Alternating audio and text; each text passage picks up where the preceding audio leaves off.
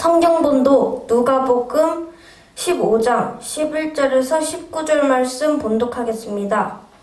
또 가라사대 어떤 사람이 두 아들이 있는데 그 둘째가 아비에게 말하되 아버지여 재산 중 내게 돌아올 품깃을 내게 주소서 하는지라.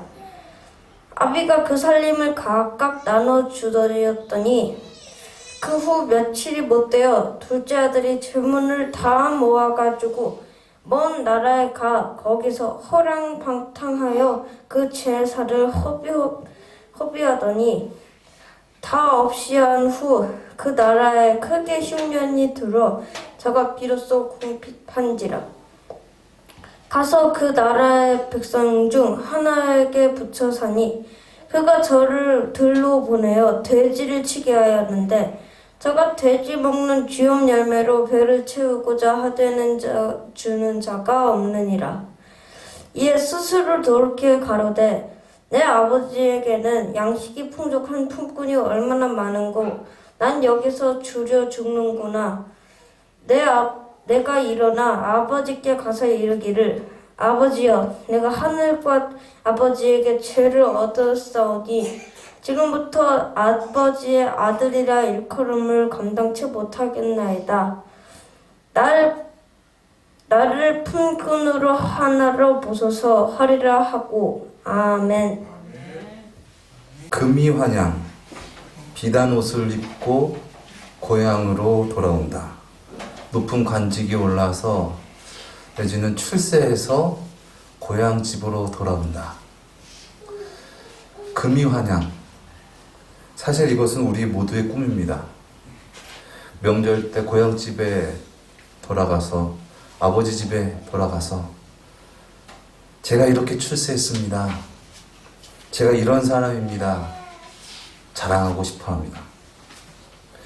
그러나 오늘 본문 말씀은 금이 환양과는 반대되는 그러한 상황입니다.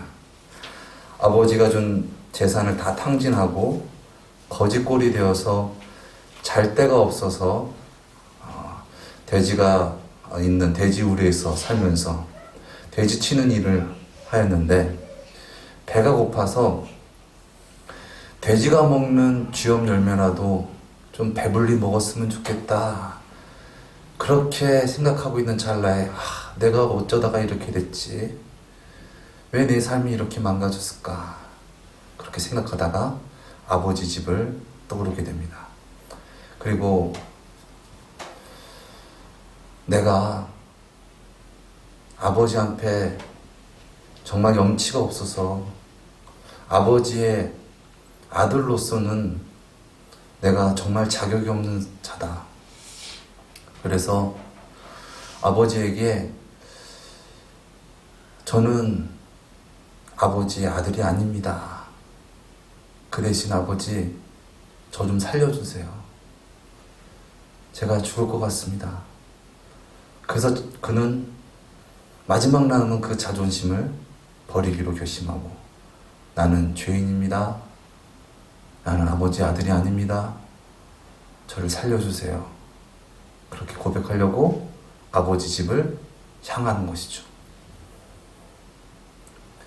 마음이 어떨까요? 참 착잡할 것입니다. 무슨 면목으로 아버지를 뵐까? 완전히 자존심과 자존감은 소멸되고 절망 가운데서 죄의식 가운데서 나는 아버지의 아들이 아닙니다. 전 그럴 자격이 없는 놈입니다. 저는 불안당 같은 불황자입니다. 저는 죄인입니다. 사실 이것이 정말 죽기보다 하기 싫은, 인정하기 싫은 그런 일일 것입니다. 저는 죄인입니다. 그러나 그가 그럼에도 불구하고 아버지 집에 향하는 것은 아버지는 선한 분이시기에 아버지의 아들로서는 아니지만은 아버지의 품꾼이라도 저를 써주세요. 그래서 제가 살게 해주세요.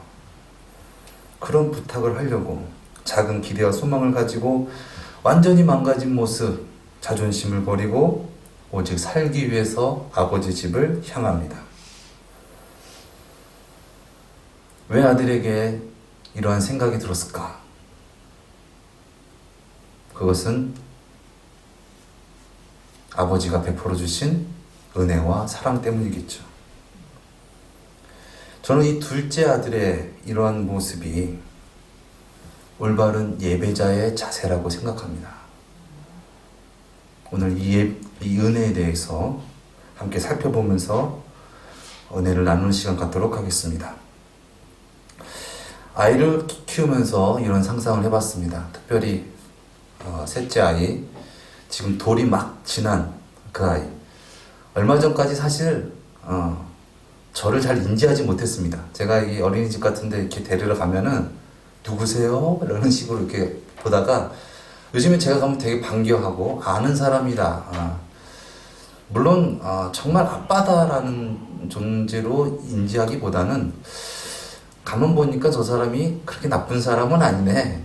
그 정도로 좀 인식하고 있는 어떤 그런 상황인 것 같습니다. 그걸 이렇게 관찰하면서 그래도 하나님 은혜 가운데 이 새 아이를 허락해 주셔서 또 그런 은혜가 있게 된 것 같은데, 그러면서 이 아이를 이렇게 보면은 혼자서 잘 놀고 있었어요. 엄마하고도 잘 놀고 있고 또 그 언니 오빠하고도 잘 놀고 있다가 제가 이렇게 탁 나타나면은 갑자기 저를 보고 막 이렇게 갑자기 뭔가 다른 모습을 보여줘. 이렇게 제가 봤을 때는 그렇게 저를 언니 오빠하고도 이렇게 엄마보다 저렇게 좋아하는 정도는 아닌 것 같은데 갑자기 우리 저한테 딱 와요. 그래도 약간 때를 쓰면서 이렇게 저한테 옵니다. 그러면 이제 제가 이렇게 탁 안아주죠. 안아서 이렇게 딱 들면은 안아서 들자마자 고개를 이렇게 쓱 들어봐요. 그러면 제가 그걸 알고 살짝 내려주죠. 어쩔 때는 막 저를 보고 갑자기 웃기도 하고 뭐 이렇게 저를 이렇게 막 토닥토닥 만지기도 하고. 이런 아이의 모습은 저를 정말로 좋아해서라기보다는 저에게 뭔가 좀 관심을 얻기 위한 행동이겠죠. 그 관심을 얻으려고 하는 것은 저는 그 아이의 불신 때문에 그런 것이다. 무슨 말이냐? 저 사람이 나를 혹시나 해치지 않을까라는 어떤 그런 불안감이 있다는 것이죠. 그러니까 아이가 이렇게 서 있는 거 보면은 원희하고만 비교해도 뭐 2배 이상의 차이가 나요. 그런데 그 아이와 제가 쓰면은 엄청나게 차이가 나잖아요. 근데 저 아이는 제가 사실 아빠인지도 사실 모르는 어떤 상황 속에서 상당히 좀 불안하겠다는 생각이 들었습니다. 이것은 마치 연약한 초식 동물이 자기보다 훨씬 큰 사자가 이렇게 갑자기 앞에 있으면은 뭔가 불안한 어떤 그런 증세와 같은 증세를 보인다는 것이죠. 그래서 그는 뭔가 좀 내가 달릴 힘이라도 있으면 달리기라도 빠르면은 그 상태를 좀 모면하고 싶은데 뭔가 나보다 세고 강한 사람이 내 앞에 있는 거에 대해서, 그런데 그런 힘도 없으니까 그 아이가 할 수 있는 것은 그냥 아빠의 환심을 사는 일이에요. 아빠한테 환심을 사서 아빠가 나를 좋아해주고 나를 안전하게 보호해준다라는 어떤 좋은 사람이다라는 인식을 자기가 가져야지 자기 안에 불안감이 해소가 되는 것이죠. 그래서 저 상태가 이제 요 공간이 내가 안전한 공간이다라는 인식을 갖게 된다는 것이죠. 이것은 아이가 아빠를 진정으로 사랑하기 때문에 한 행동이라기보다는 자기의 안전을 확보하기 위한 본능적인 어떤 그러한 행동입니다. 이것을 뭐 심리학적으로는 집착이라고 하죠. 집착은 결국 자신은 연약한데 강한 자가 내게 호의를 갖게 됨을 느끼면서, 그래서 강한 자 앞에서 내가 안전하겠구나란 안위를 얻기 위한 행위입니다. 그러기 위해서 때로는 억지도 부리고 울기도 하고 때를 쓰기도 하고 괜히 와서 이것저것 만지기도 하고 웃기도 합니다. 그러나 이러한 행위는 아빠에게 관심을 갖기 위한 행동, 집착이라는 것이죠. 즉 아이가 불안하기 때문에 상대가 나를 해칠지 모르겠다라는 그런 불신 가운데 상대에게 환심을 사고 그에게 어떤 가식적인 모습을 나타나는 행위라고 할 수 있습니다. 진정 아이를 사랑하는 아빠라고 한다면 그러한 행동은 원치 않을 것입니다. 그러한 행동을 즐기지 않을 것입니다. 왜냐하면 아이가 진정으로 편애하고 자연스럽게 아빠를 불편해하지 않고 아빠를 대하면서 아빠에게 다가오기를 바랄 것이죠. 자기 나름대로 자기 자신을 지키려고 방어 태세를 취하며 아빠를 대하는 것이 아니라 진정 마음의 문을 열고 자연스럽게 아빠에게 오기를 바란다는 것입니다. 그렇게 아이가 자연스럽게 아빠에게 다가오고 아빠를 인식하려면 아빠는 어떻게 해야 될까? 아빠는 아이에게 있는 듯 없는 듯, 또 아이가 주가 되게 하고 또 아이 스스로 주도적으로 무언가 해볼 수 있는 기회를 주어야 된다고 생각합니다. 직접 만지고 직접 느끼고 스스로 깨달을 수 있도록 아빠가 지도해 주는 것이죠. 예컨대 아이는 먼지가 그렇게 몸에 해롭고 안 좋다라는 것을 잘 알지 못해요. 먼지 구덩이에서 막 입에다 넣고도 막기도 하고 막 또 옷을 막 더럽히는 것이 그렇게 나쁜 행위인지 잘 몰라요. 그런데 엄마 아빠는 어떻습니까? 안 돼, 먼지야, 안 돼, 가면 안 돼. 소리를 지르고 확 뺏기도 하고 탁 돌아가기도 합니다. 그럼 아이 입장에서 어떨까요? 되게 놀라고 당황스럽고 그러겠죠. 아이에게 주도권을 주고 아이를 지도하는 것은 무조건 소리 지르고 안 되고 혼내고 빼앗는 것이 아니라 미리 그런 위험 요소를 제거해주고 어쩔 수 없는 위험 요소, 어떤 그런 부분들이 상황이 있게 되면은 아이가 이것에 대해서 잘 모르겠구나. 맞아, 아이는 먼지가 나쁜 것에 대해서 잘 모르지. 그렇게 아이를 이해하고 천천히 다가가서 자연스럽게 거부감 없이 아이의 관심을 다른 곳으로 돌리고 또 먼지를 치우고 또 그곳에서 빠져나올 수 있도록 도와주면서 차차차차 어렵고 힘들겠지만은 아이가 스스로 깨달을 수 있도록 도우는 것이 그것이 참 아이를 사랑하는 자의 행동일 것입니다. 물론 아이에게 주도권을 주면 때로는 위험 요소도 많고 힘이 들고 수고롭겠지만 아이의 최측근에서 아이를 보며 돌보면서 아이가 아빠에게 좋은 인상을 가질 수 있도록 도와야 됩니다. 이것이 아이가 아빠의 환심을 사서 자신을 지키려고 하는, 자신을 집착하게 하려 하는 어떤 그런 집착에서 벗어나게 하는 것이죠. 그런 자기의 집착에서 벗어나야지 진정한 성숙과 성장이 일어납니다. 내 나를 지키기 위해서 나를 포장하고 가식적인 모습으로 상대를 대하고 그렇게 되면은 결과적으로 자기에 대한 진정한 발전과 성숙은 없어지게 된다는 것이죠. 불완전하고 연약한 자의 속성은 불신입니다. 왜냐하면 자신이 그러한 불완전하고 연약한 모습이라는 것을 스스로 알고 있습니다. 그렇기 때문에 상대가 나를 좋아해 줄까라는 그런 생각 때문에 결국 상대를 진정으로 신뢰하지 못한다는 거야. 상대가 나를 해치면 어떡하지? 상대가 나를 미워하면 어떡하나? 이러한 방어 기제를 뚫을 수 있는 길은 그런 자에게 자신을 맡기는 것입니다. 상대가 어떠한 행동을 보이든 간에 억지로 억압하고 규제하고 억누르는 것이 아니라 그 가운데서 그냥 선을 행하는 것이죠. 즉 그에게 악으로 대하지 않는 것입니다. 많은 사람들이 최고가 되고 싶어 합니다. 많은 사람들이 자신이 주가 되고 싶어 합니다. 여러 이유가 있겠으나 강력한 이유는 내가 남에게 규제받고 억압받고 싶지 않기 때문에 그렇습니다. 왜 주님의 뜻대로 살지 못합니까? 내가 주가 되고 싶은 마음 때문에 그렇습니다. 주님의 뜻대로 사는 것이 과연 안전할까? 주님의 뜻대로 살아가는 그 길이 과연 맞는 것일까? 그러한 의심과 불신 때문에, 즉 믿음이 없기 때문에, 그래서 어떻게 하든지 어떠한 술수를 써서든 가식적인 모습으로든 자기가 원하는 대로 살고 싶어 한다는 것이죠.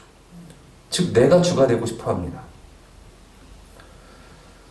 하나님에 대한 잘못된 오해는 하나님은 죄를 지은 자를, 하나님을 떠난 자를 미워할 것이다 라는 생각입니다.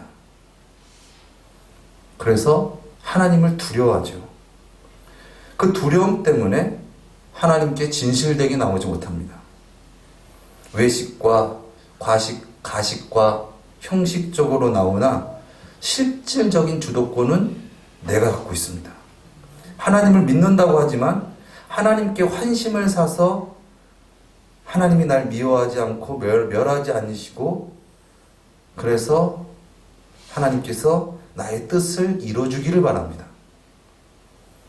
결국 그러한 오해들로 하나님께 진실하게 나오지 못합니다. 그렇기 때문에 진정한 변화가 없습니다. 그러나 하나님은 오늘 말씀에서의 아버지와 같이 과거가 어땠건 지금의 모습이 어땠건 돌아오시길 바라십니다. 성공해서 출세해서 좋은 모습으로 가야지 어떻게 이 꼴로 아버지를 뵙나. 하나님은 우리가 그렇게 하나님을 대하는 것을 원하지 않으십니다. 하나님은 죄 가운데 있는 자를 하나님께로 부르시고 구원하시길 원하시는 분이십니다. 한번 따라 하시겠습니다. 하나님은 죄 가운데 있는 자를 하나님께 부르시고 구원하시기를 원하시는 분이다. 아멘. 그렇습니다. 하나님은 우리가 진정 이 사실을 깨닫고 진정으로 진실된 모습으로 나오기를 원하십니다.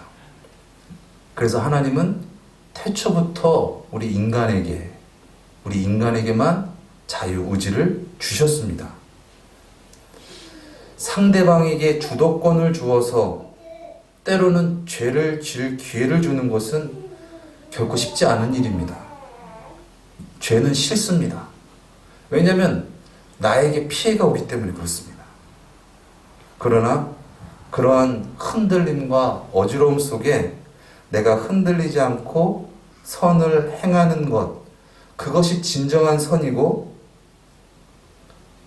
그러한 죄악 가운데 있는 선, 그것이 어둠 가운데 있는 자에게 빛이 되고 사랑이 되고 소망이 될 줄 믿습니다. 져준다라는 말이 있죠.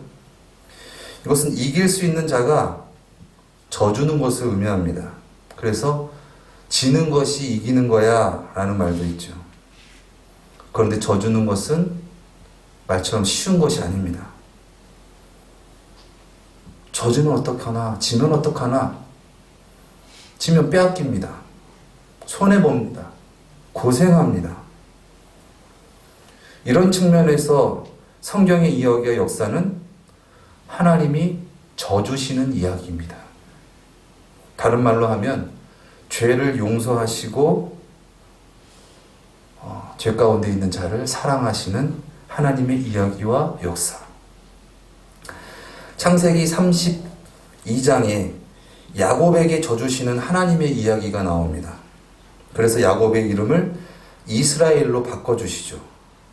이스라엘이란 뜻은 하나님과 겨루어서 이긴 자라는 뜻이에요.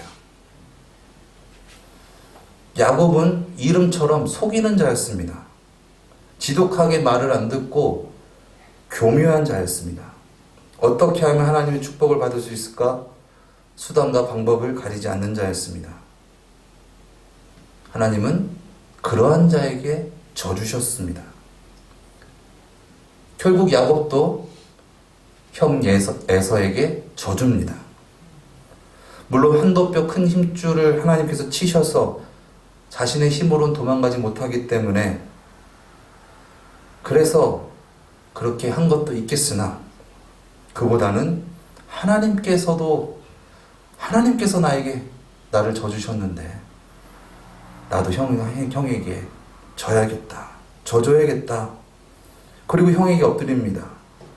과거에는 교묘한 방법으로 형을 속였던 그가 이제는 진실한 모습으로 다른 이들보다 제일 앞장서서 형 앞에 나와서 엎드립니다.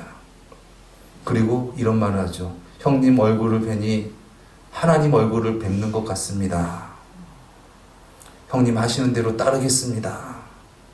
주도권을 형 에서에게 줍니다. 사람은 누구나 인격적인 대우를 받고 싶은 욕구, 또 사랑받고 싶은 욕구가 있습니다. 이러한 욕망은 크게 두 가지 형태로 나타납니다. 첫 번째는 자기가 우선 해보고 싶은 대로 하는 것. 두 번째는 자기의 의, 즉 자기의 옳음을 나타내고 싶은 것입니다. 이러한 욕망들은 결국 내가 주가 되고 싶어서 그러한 나를 지키고 싶어서 나타난 집착의 형태라고 볼 수 있습니다. 그러한 집착의 형태는 오늘 본문 말씀에서와 같이 상대의 환심을 갖게 해 자신의 뜻을 이루려는 첫째 아들과 아니면 아버지를 떠나서 자기 뜻대로 사는 둘째 아들과 같은 형태로 나타납니다. 어쨌거나 둘 다 그러한 집착에서 나타난 모습들이죠. 모습은 달라도 결국 자기가 주가 되고 싶어 합니다. 진정 하나님을 만났다라는 것은 이러한 집착에서 벗어나는 것입니다. 예수님께서 말씀하셨습니다. 누구든지 나를 따라오려거든 자기를 부인하고 자기에게 주어진 십자가를 지고 나를 따르라 말씀하셨습니다. 진정 하나님을 만났다면 자기를 부인하는 것입니다.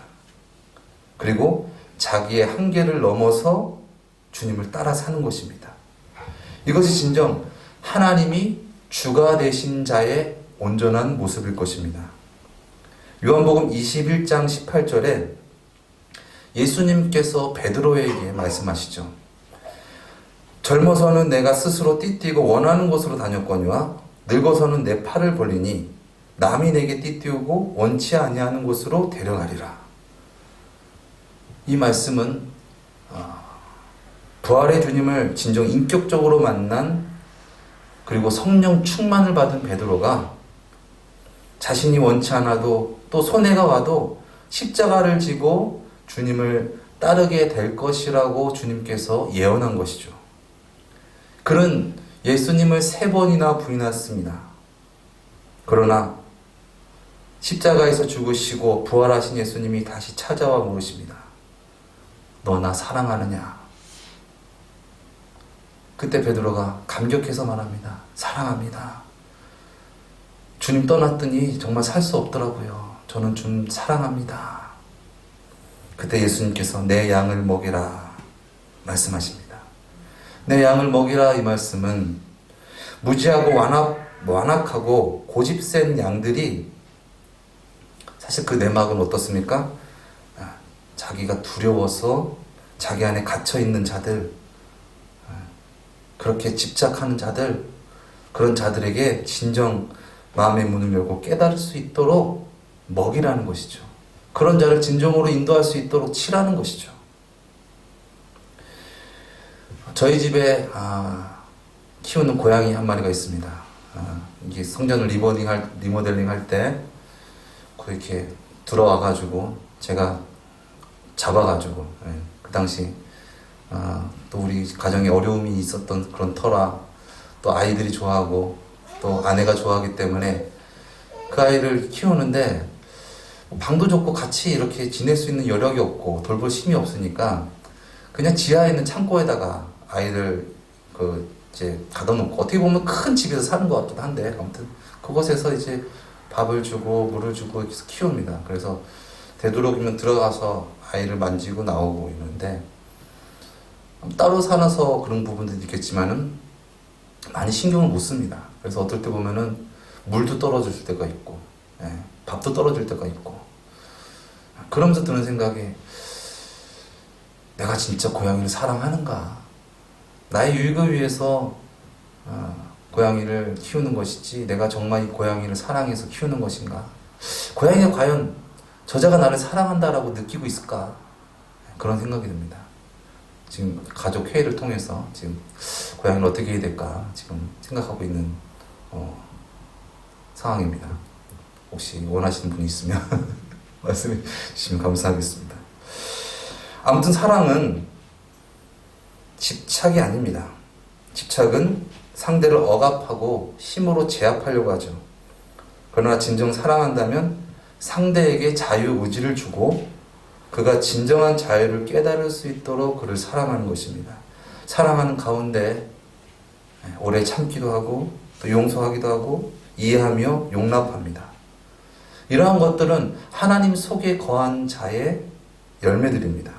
그러나 진정 사랑하지 않고 집착하는 자는 나에게 피해주는 자를 정죄하고 미워하고 멸시하고 천대하고 처벌하고 시기하고 질투하고 싸우고 결국 죽이기까지 합니다. 하나님은 사랑이십니다. 하나님은 죄악 가운데 있는 자를 구원하시는 분이십니다. 진정 하나님을 만났다는 것은 이러한 자기 집착에서 벗어나 주님과 함께 죄인을 구원하는 것이죠. 내가 주가 되는 것이 아니라 내가 없어지고 그러므로 말미암아 하나님이 주가 되시고, 하나님이 주가 되셨기 때문에 하나님께서 원하시는 죄악 가운데 있는 자를 진정 내 몸같이 사랑하는 것, 그것이 진정 하나님을 주님으로 모신 자의 삶입니다. 제가 좋아하는 CCM 가수 한홍재 목사님이 있는데 소원이라는 찬양을 부르신 작곡하신 분으로 유명합니다. 그런데 그분이 작곡하신 곡 중에 사랑은 여전히 사랑이어서라는 곡이 있습니다. 사랑은 여전히 사랑이어서.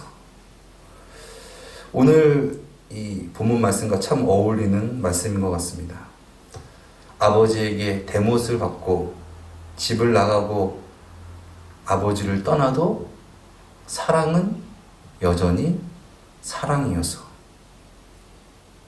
우리 작은 삶들에 비추고 깊은 밤 지나면 새날이 오듯.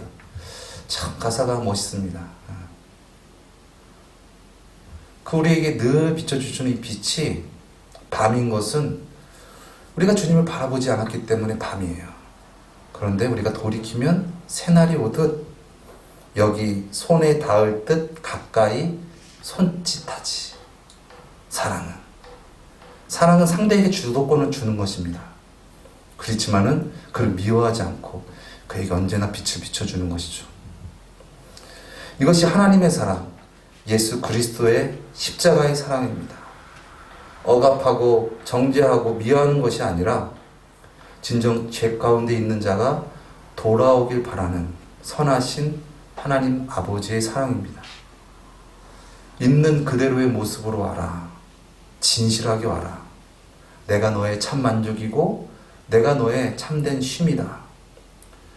그런 하나님의 품에 거하는 자, 아버지 집에 거하는 자, 천국에 거하여 있는 자, 예수 그리스도를 구주로 영접한 자는 참 만족이 있습니다. 하나님의 안아주심에 뜨거운 감격과 은혜가 있습니다. 그렇기 때문에 그 안아주심으로 말미암아 자기의 모든 죄짐을 버립니다. 자기를 부인합니다. 그렇기 때문에 죄에서 자유함을 얻습니다. 예수님께서 말씀하셨습니다. 진리가 너희를 자유케 하리라. 진리는 예수님을 뜻하는 것이죠. 주 예수보다 귀한 것은 없네. 예수밖에는 없네. 이것이 진정 예수님을 구주로 만난 자의 진정한 고백인 줄 믿습니다. 예수님이 구주가 되시니 예수님이 나의 생명의 주가 되시는 것이죠. 내 안에 참된 만족, 참 진리 되신 예수님이 계시면 예수님을 따라 사는 자가 되지만, 그러나 내 안에 참된 만족과 참된 진리 되신 예수님이 나의 구주가 아니시면 내 안에는 참된 만족이 없고 참된 진리가 없고 내 안에 구주가 없으시기 때문에 나는 여유가 없습니다. 여유가 없는 사람이 됩니다. 그래서 그런 상황 속에서 내가 무언가를 해보려고 하기 때문에 늘 분주하고 역부족인 상황이 펼쳐지게 되죠. 그러니 남을 배려하고 돌볼 수가 없습니다. 남을 용납할 수가 없습니다. 상대에게 주도권을 주고 죄악 가운데 선을 행할 수가 없다라는 것이죠. 누군가에게 선택권을 준다라는 것은 그를 그만큼 존중하고 사랑하고 배려하지 않으면 할 수 없습니다. 상대에게 선택권을 주면 그가 잘못된 선택으로 나에게 손해가 볼 수도 있는 그러한 상황, 또 그러한 상황 속에서 용서하고 참는 것, 사랑하는 그것은 쉬운 것이 아닙니다. 그러나 또 다른 의미에서 상대에게 선택권을 준다는 것은 그만큼 무언가에 대한 확신이 있다는 것을 의미합니다. 우리가 어떤 물건을 팔 때 그 물건이 정말 최고의 물건이고 정말 가장 좋은 물건이다라는 확신이 있다면 어떻습니까? 그 물건을 안 산다고 해도 그렇게 안달복달하지 않습니다. 친절하게 대할 수 있고, 네, 다른 곳 천천히 보고 오세요 라고 얘기할 수 있다는 것이죠. 우리 너무 세상과 사람들과 또 나에게 또 하나님에게 집착하지 말고, 집착해서 나를 지키려고 내가 변화받지 않기 위해서 그래서 남에게 잘 보이고 이렇게 해서 그렇게 해서 진짜 나의 모습을 잃어버리고 그렇게 망가진 삶을 살아가지 말고 진정 진실함으로 우리의 참 만족 되신 구주 예수님을 영접할 수 있기를 바랍니다. 그리하여서 무엇을 먹을까 무엇을 입을까 내가 걱정하고 내가 염려하지 않고 그냥 자연스럽게 주님을 따라 사는 삶이 되었으면 좋겠습니다. 어떤 크리스찬 간증 프로그램에서 이런 말씀을 하시더라고요.